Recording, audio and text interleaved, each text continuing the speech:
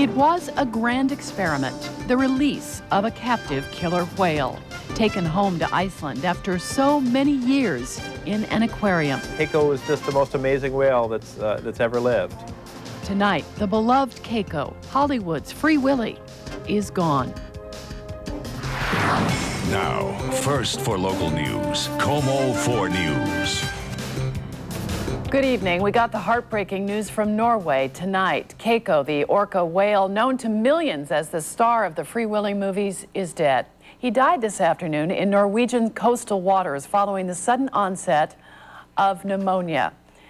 It was quite an experiment when Keiko was taken from that aquarium in Mexico City and then moved on to the Oregon aquarium where he was rehabilitated and eventually set free. Here's KOMO's Joe Furia.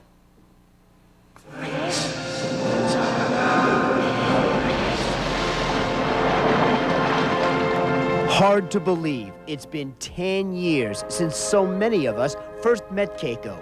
The star of Free Willy exposed millions to the issue of captive whales back in 1993. The drive to set Keiko free started after he was found sick in a Mexico City aquarium. The project to reintegrate Keiko with a pod of wild killer whales stirred an ocean of interest worldwide. There he goes.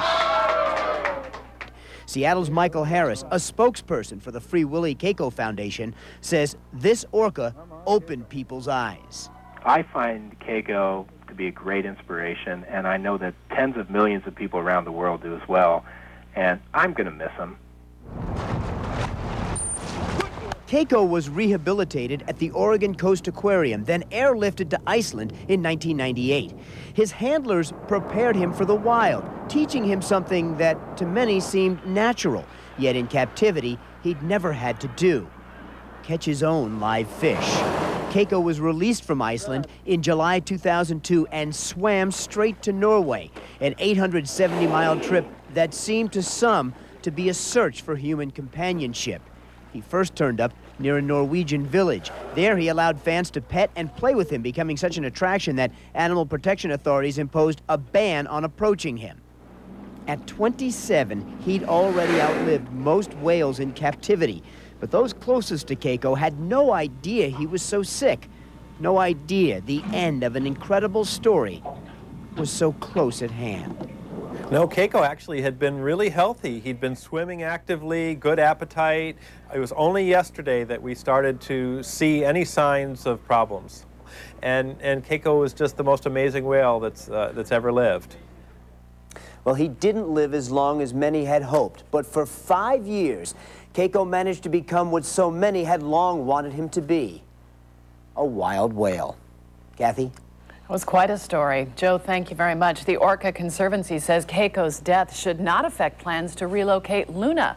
That's a young orca whale from Canada who's planning to come home to Washington waters. Luna is living off Vancouver Island.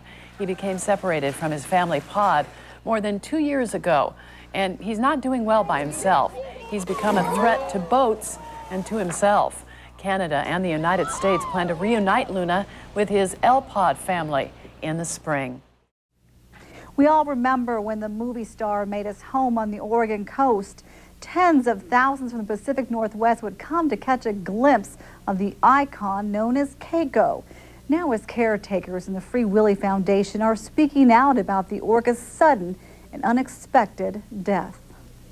The Free Willy star, who was once a main attraction along the Oregon coast, lay lifeless in the chilly waters of Norway. Caretakers say it happened fast. The 27-year-old orca seemed ill on Thursday and then stopped eating.